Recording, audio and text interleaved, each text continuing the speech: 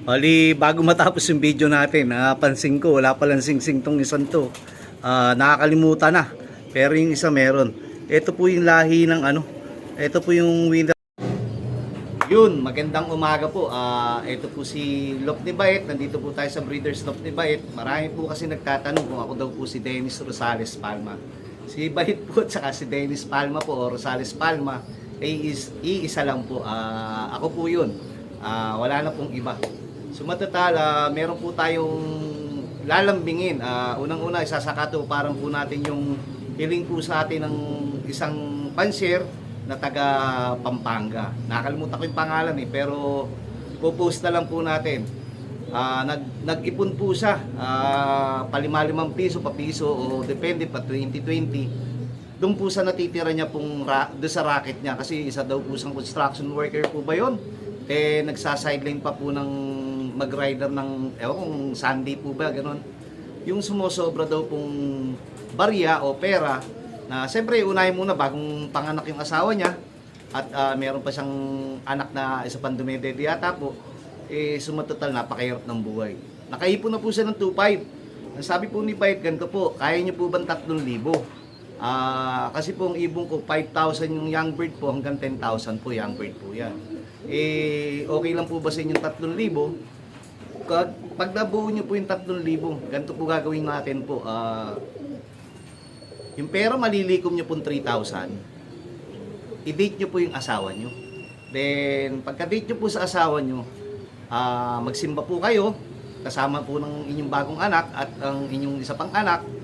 Then, kumain po kayo sa labas. Hindi man po tayo magkakilala, gusto ko po kahit paano yung pera nyo may mapuntahan para sa pamilya nyo. Kasi dapat lagi muna pamilya.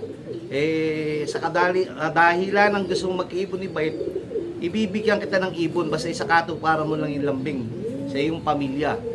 Sumatotal, na isakato para niya po. Ang hiling ko lang po, magsimba. Ang tawag dito, magsimba, kumain sa labas. At yung matitirang pera po, gamitin po nila pambiling gatas at diaper ng bata. Yun, papadala na po natin bukas sa Pampanga at meron pa rin po tayong kalambingang isa. Pasensya po, malambing po si Bait Totoo, sayang yung pera, dapat may pera ako 3,000. Pero okay lang yan kasi inisip ko, masasaya naman yung tao. Diba? Mas masasaya pa yung pamilya. Baka mas suportahan pa siya ng asawa at anak niya sa pag-iipon. Ganun po tayo dapat suportahan lang. Pero hindi po natin lahat magagampanan yan. Sabi ko nga, hindi lahat po nalalapit sa akin. Kahit tulong na may lalapit ng tulong. Ngayon nga po, meron pa po akong ongoing na tinutulungan. Naoperan sa ulo. Hindi ko pa po masakato. Parang siguro hirap sa buhay ngayon ng tao. Napakahirap ng buhay ngayon. Pero gagawin pa rin natin ng para. May bebenta po natin yan. 3 po yun. Yung malilikom na halaga, ipamimigay po natin sa ating sasamahan sa buhay. Then yung pangalawang lambing ko po, meron daw pong dugong bait. Yung nagsolo ng Maasin Leyte sa Bataan. Kilala nyo po ba sila? Makikita nyo o mag-comment po kayo. Then, last year daw po, may dugong bait. 2 po daw yun. Stitch. Paano naman nila? Leyte Javier. Yung isa po live, hindi po umuwi. At yung isa parang, kung nag-clock pa o umuwi. Leyte Javier, uwing Bataan. Ako po natutuwa pagka mga ganung balita. Sabi ko nga, matalo man yan o manalo, basta nalaman ko na umuwi. Ang layo kasi ng Bataan. O galing pang Leyte Javier. Kami nga dito sa Maynila, MacArthur lang o Tacloban, hirap na. Samantalang dyan, Leyte Javier, pauwing Bataan. Tayo taon-taon po nakapagpauwi ng mga Tacloban o malayo man po. Pero siyempre, iba pa rin po yung ibang loob. Nakakatuwa po pagka binabalita po sa atin. Ngayon po, kukunin ko po yung young bird. Sandali po, ito lang po yun Pasensya po andito lang po sa likod ko. Ito po yung young bird na ipapalit po natin. Ito po ay line breed ng mga Basco Purse, cross Basco Third, cross Crack 52, cross sa kapatid ni Basco Champion. Ibig sabihin, kung lalambingin po tayo ng ibon na may dugong bait na ang tawag dito Leyte Javier, napakaganda po noon. Mababalik po yung lahi po ni Bait dito na napatunayan po nila doon. 2 pang magkapatid po yun. Kaya nga nung nakaraan kay Mang Lloyd, pati yung, ang tawag dito, yung Katbalogan Daybird naman nila, nag-request din tayo ng isang Daybird. Kinuha natin at pinalitan na lang natin ng ibang ibon. Ito po sana makakatulong po sa team nyo. Kung nilambing nyo po ako ng ganyan, mas hihigitan ko po. Ganun lang naman po yan eh. Si Bite po hindi na gaanong bumibili ng ibon. Ang binibili ko na lang po yung mga pamilya na kumikilos o nananalo diyan sa iba't ibang loob pero dugumbait. Kasi mahirap po pagka yung masyado tayong maraming ibon sa ating loob, masyadong maraming pamilya. Maganda po yung nag-upgrade, tama po yan. Lalo na doon sa mga pambili. Pero tayo po, pamilya muna po, pagtulong muna po, tapos mag-upgrade bang po ako. Total, katulad po niyan, yung solo complete locking ng ano ba yan? APR nitong 2024-2025 South. First overall yan. At second overall OB. First overall ng Young Bird. Makikipagpalitan din po tayo dyan ng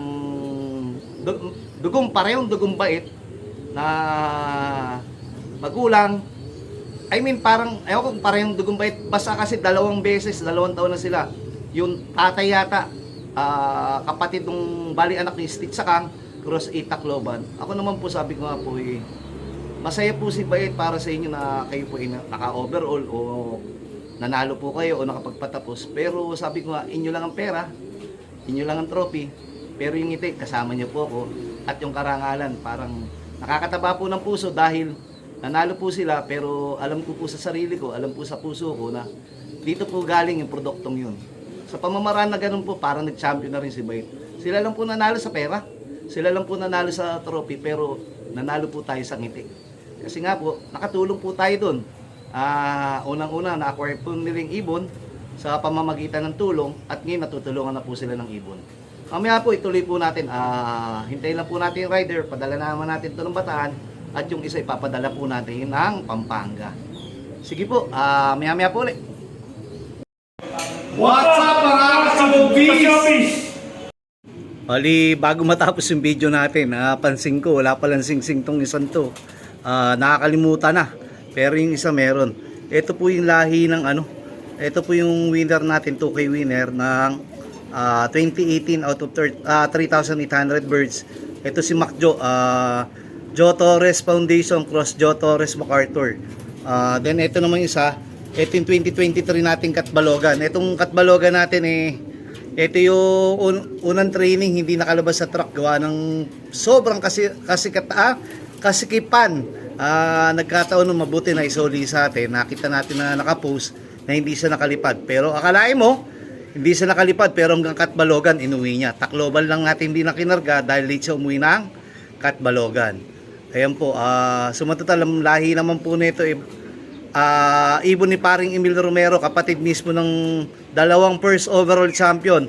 First overall ng MMFC 2018 o 2017, PHA 2018 o 17, basta ganun. Parehong first overall ng kapatid niya. Then naka-cross po doon sa ating Basco first, cross Basco third, cross Crack 52, cross solo inbreed sa San Francisco Leyte. Ayan po, ito pong isa wala. Lalagyan na lang natin ng markings yan. Part po yan ng pag-iibon. Sa dami ng ating nakabreed, minsan talaga hindi po natin na lahat natututukan ng todo. O kaya nalagyan po yan namin. Nagkataon siguro nalaglagan kasi naman, bakit yung isang kapatid niya may ring? Ibig sabihin, oops, ito kita nyo walang sing-sing yung mga ibon natin. Ibig sabihin, nakaligtaan lang yan o pwede na hugutan. Ganun lang kasimple yan. Then, nga pala, humingi po ako ng pasensya. Hindi pa natin nasa katuparan yung para po doon sa tatlo nating tutulungan. Siguro, hirap na rin ang buhay. Wala po nag-acquire sa atin yung Stitch na nandito, purong Stitch. Sabi ko nga, kahit paano, pipilit pa rin. Yung tatlo, hintay lang po kayo kung sakali naman na makapag-out ako nung yun. Yung purong Stitch po yun dahil mga Stitch Lola Stitch MacArthur 2005 po yun, mga lahi po nun. Yung mga line breed po yun, para yung Stitch po yun. Inout na nga lang natin ng 6 keys, bali isang young bird para dun sa ating tutulungan. Kung sakali namang namimili talaga sila, hanap ako ng mas malaking young bird na. Marami pa naman tayong ibang hen tuloy stock dito na mga young bird. May mga possible pa tayong mga ibang young bird din po. Pwede naman tayo mamili. Masakato parang ko lang yung tulong din. Sabi ko nga, yung una natin video, meron tayong mga nilambing na tao at salamat. May dumalaw po sa atin, paabangan nyo po yun, yung Arturo One vlog ba yun, vlogger o ano po. Panoorin nyo po, medyo mayabang-yabang po tayo doon, gawa niyayabang po natin doon yung pagtulong o yung ating mga panalo na hindi naman dapat tayo mananalo kung hindi tayo sinakyan. Ano ba, nabanggit ko po doon sa video yun na yung ibon po natin hindi ganun kahusay, pero nagpalibing po tayo ng tao ng Friday, siguro nung Sunday bago siya umakit ng langit, sinabi niya siguro sa sarili niya na tutulungan ko si Boss Bait o Idol Bait. Bago ko umakit ng langit, yung kaluluwa niya po sumakay muna doon sa aking ibon, kaya yung ibon po natin nagkaroon po ng karangalan at panalo. Ganun po yung pananaw po sa buhay, kaya nga po mahilig po tayong tumulong kasi nga po nangyayabang natin, wala man po tayong pera, yung ngiti at saka yung taba na nahatid ng pagtulong o paglambing natin sa kapwa, napakasarap. Doon na lang po kahit matal tayo sa karera, wag naman, pero champion na kagad po tayo sa puso ng karamihan o sa puso ng ating mga tulungan. After naman ng pagtulong natin, di na naman tayo kilala niyang mga yun. Ang importante nung araw na yun, naalala natin sila, naalala tayo at nakatulong po tayo. Pasensya po sabi ko nga, hintay lang po doon sa tatlong aking, yung isa po na operahan po sa ulo yun, na parang stroke po yata yun. Yung isa diabetic na regular natin tinutulungan. Basta hintay lang. Saglit lang po, talagang siguro wala pang pera tao. Kung meron naman, mabenta po natin yun. Wala na tayong magiging problema. Sila po ang direkta magpapadala ng pera po sa inyo. Sige po.